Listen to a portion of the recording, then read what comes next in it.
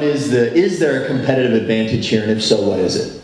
Yeah, I think there's a huge competitive advantage. I mean, one is just cost of living. A startup founder in San Francisco has to make 2-3 times what a startup founder here has to make just to pay rent and whatnot. So there's that, and then we have the Skills Association, things like that. That's just one example of the many things. 1 million cups. Being in Provo, there's just so many different networking opportunities. And I think the demographic we have here in Provo is unique. I mean, obviously on the startup side, we have a lot of different startup founders to kind of network with and pull from their experiences. But I was reading this question earlier, and I was thinking of I don't know if it's Jay-Z that said it or if it was already said, but basically if you can make it in New York, you can make it anywhere. And sometimes I think if you can make it in Provo, you can make it anywhere, because people are so frugal here, and they're very smart with their money, so they overthink every single purchase. And if you can convince them to buy the product, man, you can go anywhere and sell. Mo, this is a great place to tee that song up for us, Mo. Somewhere at the end of this, we need to have a little Jay-Z. Awesome. Well, and a couple questions for you two, because Caitlin, you've recently you've gone to another state to build Dev Mountain. And I'd love to hear your contrast. And then John, you came back to Utah, so obviously something drew you back. And there's more to, this is home for a lot of people. But Caitlin, what have you noticed just off the bat when you compare Dallas, right, to Provo?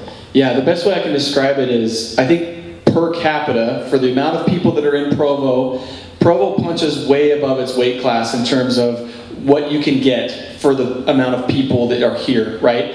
You have a great network, you've got fantastic people to meet. I mean, if we're talking about that networking question, there's no better place to meet the who's who than in Provo, Utah, right? They're very accessible people. They're generally very kind and accessible people. So, for us, starting in Provo was a huge deal because, you've got Beehive startups, and you've got places like Peak Ventures that are very interested in building the community, and they're very accessible people. What we see in Dallas, by contrast, is, what we're hoping to help build is that ecosystem a little bit. I mean, there are starts of it, it's happening, it's forming, but I think they punch way below what they could be doing, right? So I think that's a tribute to Provo and people like John Richards and what they've done in this community is they've built a community that way outproduces what you think it should in terms of startups and deals and tech companies and all that kind of stuff. John, maybe put it this way. You came back before we were in, I don't want to say renaissance, I mean, we have a ways to go and sky's the limit, but it's humming right now. You came back before then. Why? I mean, maybe it was just, I don't know, I grew up here, I had ties to BYU, but what drew you back? Actually, I grew up in Seattle. Okay, so that's relocated here. So Provo and Utah County has talent at a much more affordable price, the cost of living. Every single life expense when I moved here was cheaper except car insurance. It's the only thing that was more expensive, and that's because there's more 16-year-old drivers in this county than any other county in the United States. I researched it. And all those California drivers coming to go to BYU or UVU. The BYU drivers, the fender benders are out of sight. Yeah, it's crazy. Yeah. But anyway, the real thing about this is that it's just fascinating to see what's going on.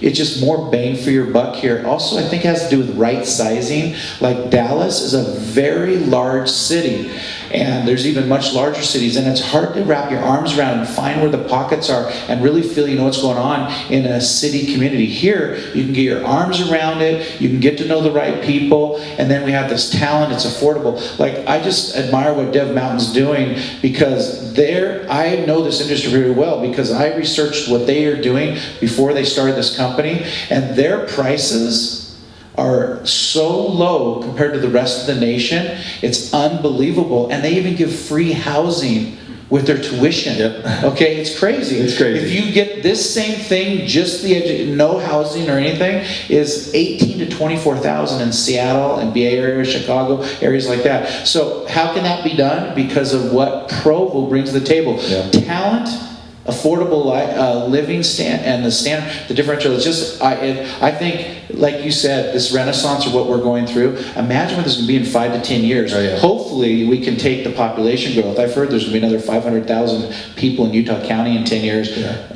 The freeway hopefully is wide enough, right? Yeah, absolutely.